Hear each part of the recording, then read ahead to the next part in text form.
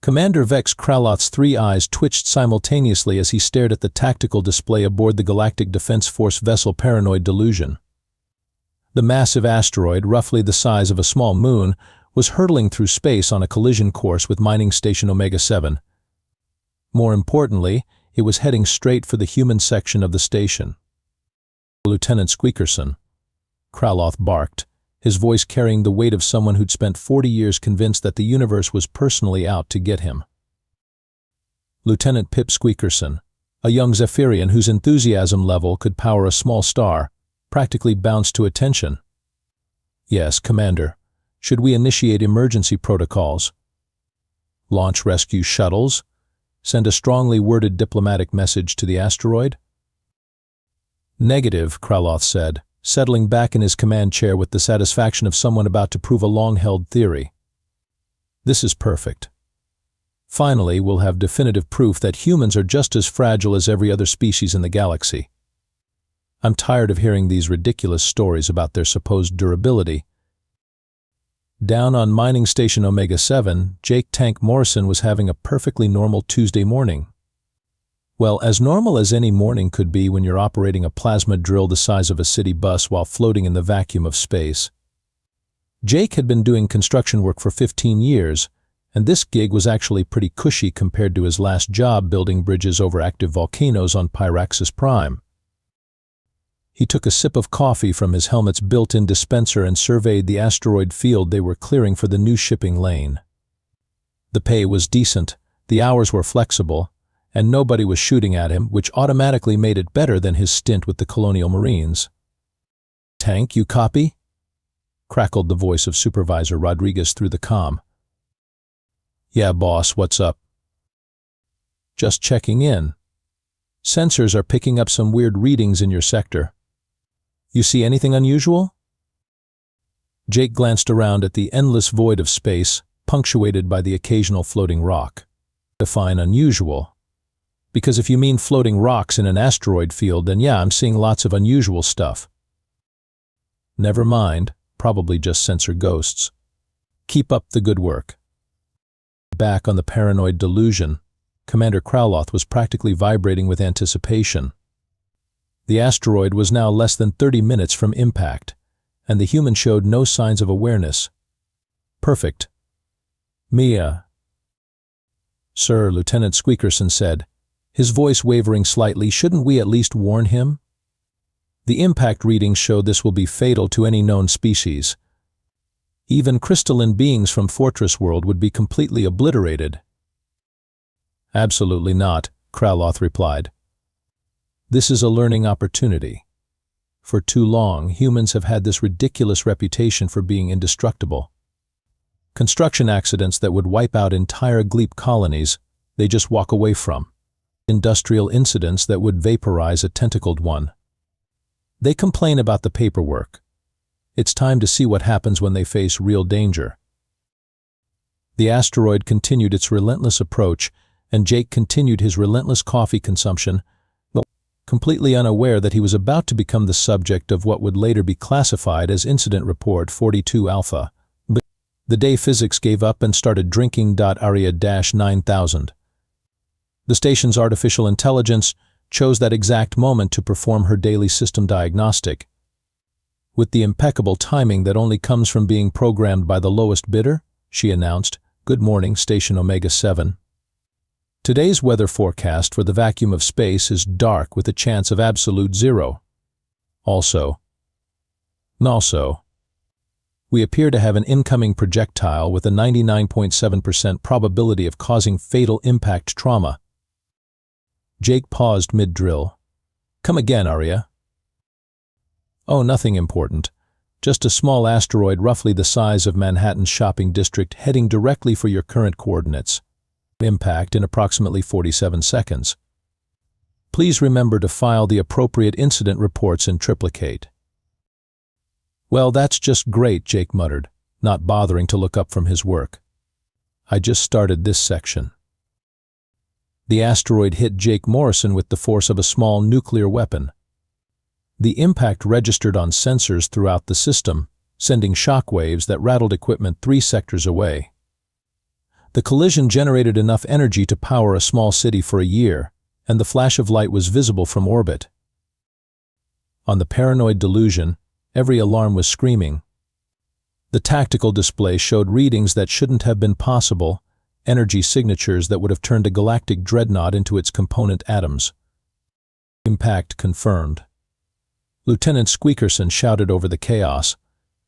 Energy release equivalent to 4,000 tons of antimatter. Radiation levels are off the charts, sir. Nothing could survive that.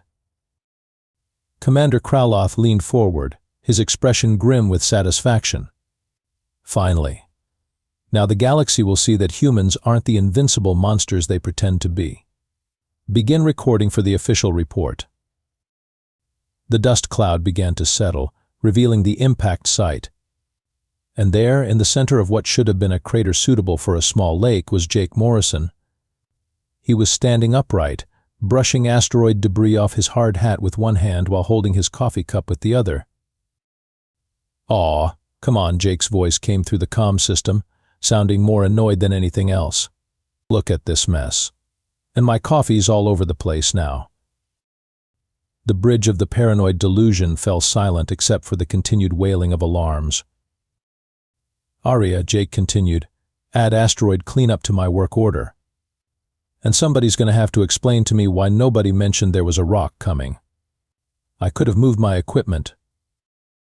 Aria 9000's voice drifted through the comm with the enthusiasm of someone reading a grocery list. "Certainly, Jake. I should also mention that the impact appears to have compressed your bone density by approximately 12%, increased your muscle mass by roughly 8%, and somehow improved your cholesterol levels. Medical recommends we schedule more asteroids." "Great. Now I'll have to update my insurance forms." Lieutenant Squeakerson's voice came out as a strangled whisper. "Sir, he's still there. He's still intact." Commander Kraloth's worldview was cracking like an egg hit by a sledgehammer. "That's impossible. Run the sensors again. Check for equipment malfunction." "Sensors are working perfectly, sir. In fact, they're working so well they're picking up the human's heartbeat from here. It's completely steady. Actually, it might be a little slower than before, like he found the experience relaxing."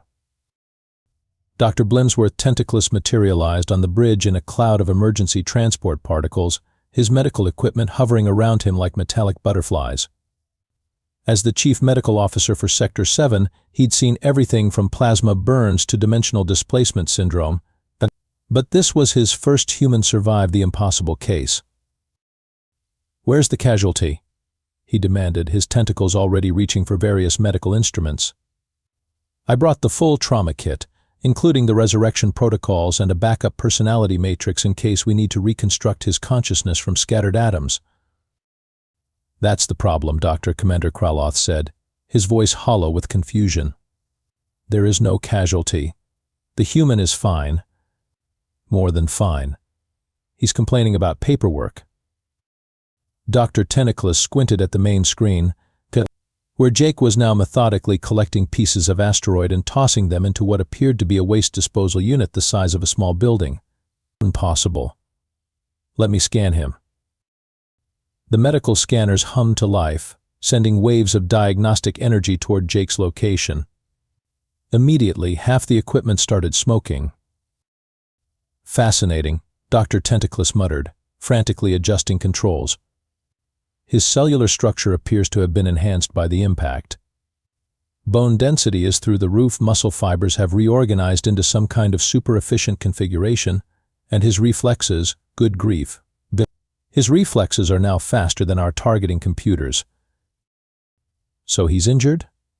Lieutenant Squeakerson asked hopefully. "Injured?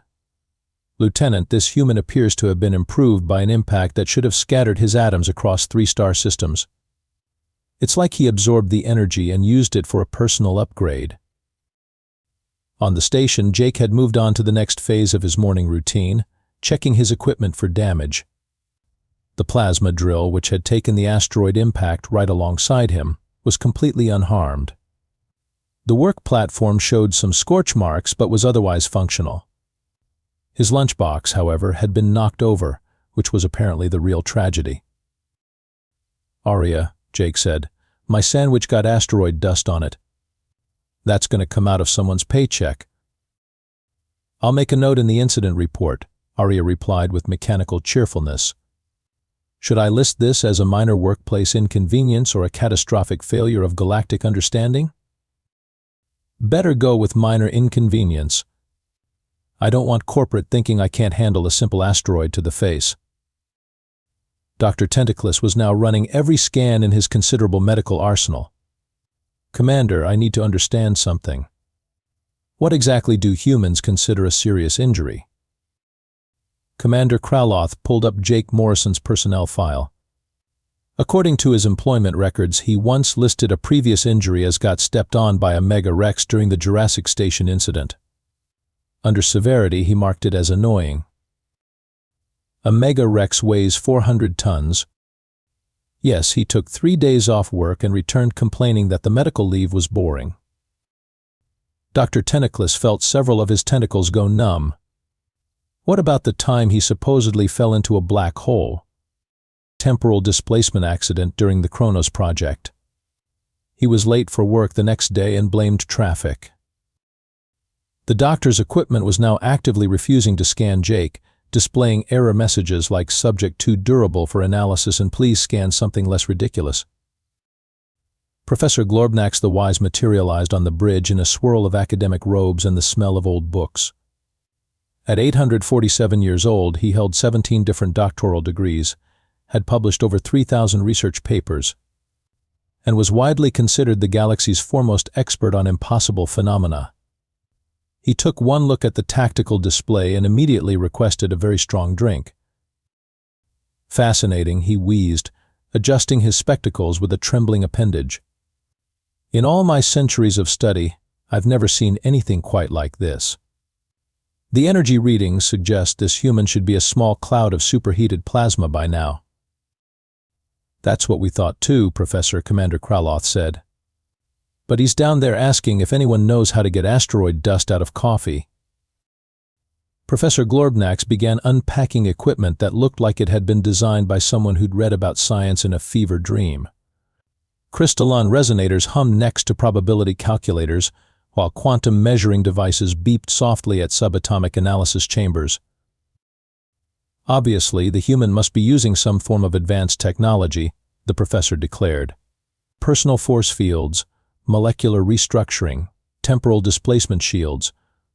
The possibilities are endless." Down on the station, Jake had just noticed the increasing number of ships gathering in orbit around his work site. "Hey, Aria, why are there 17 different vessels out there? Are we expecting company?" "Oh, those are just scientists, military observers, medical teams, and what appears to be a documentary crew from the Galactic Geographic Channel. They're all very interested in your recent asteroid interaction."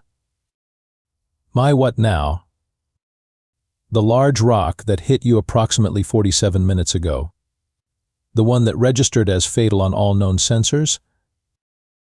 Jake looked around at the scattered asteroid debris. "That little thing? I thought something felt off about this morning. Usually takes at least 2 asteroids before I'm fully awake." Professor Glorbnax's equipment was now producing readings that violated several laws of physics and at least one law of common sense. "Impossible," he muttered, checking and rechecking his instruments. "According to these scans, the human cellular structure is somehow more durable than our ship's armor plating." Professor Lieutenant Squeakerson ventured, "What if humans really are just that tough?" The ancient scientist's laugh was the sound of someone whose entire worldview had just been fed through a paper shredder. "My dear Lieutenant, that would suggest that humans are naturally more resilient than species that evolved specifically for survival in the most hostile environments in the galaxy. It would mean that these friendly, cooperative beings who share their technology and make excellent coffee are actually walking disasters that could accidentally level cities." "Well, when you put it like that." Professor Glorbnax's most advanced scanner exploded in a shower of sparks. The device, capable of analyzing matter down to the quantum level, had apparently given up after trying to understand how Jake's morning routine had just improved his physical capabilities. "This is unprecedented," the professor declared, watching his life's work literally go up in smoke. "I need to run more tests." Jake's voice crackled through the comm system. "Hey, whoever's up there with all the fancy equipment, could you keep it down? I'm trying to work here, and all that scanning is making my dental work hum." Commander Kraloth was experiencing what mental health professionals would later classify as acute reality displacement syndrome with a side order of existential crisis. He sat in his command chair, staring at Jake Morrison's personnel file like it contained the secrets of the universe. Which, in a way, it did. "Lieutenant," he said slowly, "pull up the human's employment history again." "Yes, sir." Jake Morrison, age 32, construction experience includes volcanic bridge construction on Pyraxis Prime, underwater welding in the abyssal trenches of Aquatica, radiation shielding installation around the neutron star mining facility, and Lieutenant Squeakerson's voice trailed off. "Sir, it says here he once used a black hole as a waste disposal unit." That was classified as an innovative solution to the garbage problem, Professor Glorbnax added weakly. "We thought it was a joke." Down on the station, Jake had apparently decided that since everyone was watching anyway, he might as well get some work done. He was now clearing asteroids by simply walking into them, letting them shatter against his hard hat, and sweeping up the pieces. "Arya," Jake said conversationally, "remind me to file a complaint about the quality of these asteroids. They're way too soft. I barely felt that last one." "Certainly, Jake."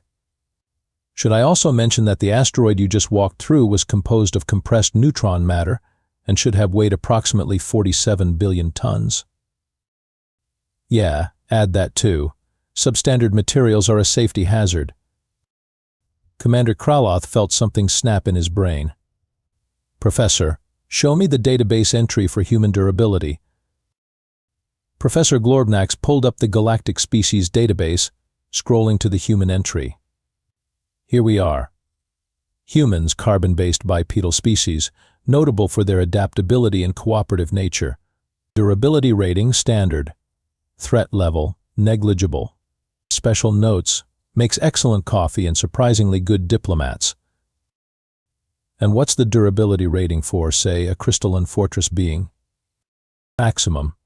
They're literally made of living diamond and feed on cosmic radiation." "And their threat level?" "Extreme. One fortress being can level a continent." Commander Kraloth pointed at the screen, where Jake was now juggling pieces of neutron matter while humming what sounded like an ancient human work song. "Does that look standard to you?" The truth was beginning to dawn on the assembled aliens like a sunrise made of pure terror. Humans weren't the friendly, fragile beings they pretended to be. They were walking apocalypses who happened to be really nice about it. "Sir," Lieutenant Squeakerson whispered, "if humans are this durable by accident, what happens when they're actually trying to be tough?" Before anyone could answer, Jake's voice filled the bridge with casual, terrifying revelation. "You know, this reminds me of my worst work accident. Back when I was doing demolition on the Titan Fortress. We had a little oopsie with the planetary defense grid." "What kind of oopsie?" Dr. Tentaclus asked, though he clearly didn't want to know. "Oh, nothing major. The whole defense network exploded and took out about half the moon. I got caught in the blast, spent 3 days unconscious in the medical bay. Worst part was missing my daughter's birthday party." The bridge fell silent except for the sound of Professor Glorbnax's remaining equipment spontaneously giving up and shutting down. "The Titan Fortress incident was classified as a natural disaster," Commander Kraloth said faintly. "The energy release was equivalent to a supernova." "Yeah, lousy safety protocols," Jake agreed. "That's why I always wear my hard hat now." 3 hours later, the assembled fleet of scientific vessels, military observers, and increasingly nervous diplomats watched as Jake Morrison finished his shift. He'd cleared the entire asteroid field, reorganized the mineral deposits by atomic weight, and somehow improved the local space-time stability just by working in the area. Commander Kraloth was updating the galactic database with shaking hands. Under the human entry, he deleted durability rating, standard, and replaced it with durability rating, error, please consult nearest philosopher. The threat level had been changed from negligible to deceptively catastrophic, handle with extreme caution and excellent coffee. Sir, Lieutenant Squeakerson asked, should we warn the rest of the galaxy? Warn them of what? That the species that's been helping us build hospitals and sharing cookie recipes can accidentally survive supernovas. That they've been treating city-leveling disasters as minor workplace inconveniences. Commander Kraloth laughed, a sound like a broken hyena. Who would believe us? Professor Glorbnax had given up on science entirely and was now writing poetry about the futility of understanding the universe. Dr. Tentaclus was seriously considering a career change, possibly to something less stressful like bomb disposal or volcano surfing. Down on the station, Jake was packing up his equipment and looking forward to getting home. It had been a good day at work, no major accidents, nobody got hurt, and he'd even gotten some overtime clearing that debris field. Arya, he said, sealing up his toolkit, anything else on the schedule for today? Arya 9000's voice carried a note of mechanical resignation that shouldn't have been possible for an artificial intelligence. Well, Jake, sensors are detecting 3 more asteroids heading this way. Each one is approximately twice the size of the previous asteroid, composed of increasingly exotic matter, and traveling at near light speed. Jake looked up at the approaching rocks with the expression of a man who'd just been told it might rain later. Great. Maybe one of them will knock the dust off my boots. As the paranoid delusion and its escort fleet retreated to what they hoped was a safe distance, Commander Kraloth made one final log entry. Personal note, humans are not, repeat not, the harmless construction workers they appear to be. They are naturally occurring weapons of mass destruction who happen to be really polite about it. Recommend immediate revision of all first contact protocols to include offerings of coffee and apologies for anything we might have accidentally done to offend them. The first of the new asteroids struck Jake Morrison with enough force to crack moons. The impact lit up sensor arrays across the system and briefly created a new type of radiation that scientists would spend decades trying to understand. When the dust settled, Jake was still there, now brushing off both shoulders with a satisfied expression. Much better, he announced to the universe at large. Now I can get back to work tomorrow with clean boots. And somewhere in the depths of space, the collective consciousness of every military strategist in the galaxy quietly updated their contingency plans to include a line item for keep the humans happy at all costs. The universe, it seemed, was a much more dangerous place than anyone had realized. Mostly because the nicest people in it were apparently indestructible.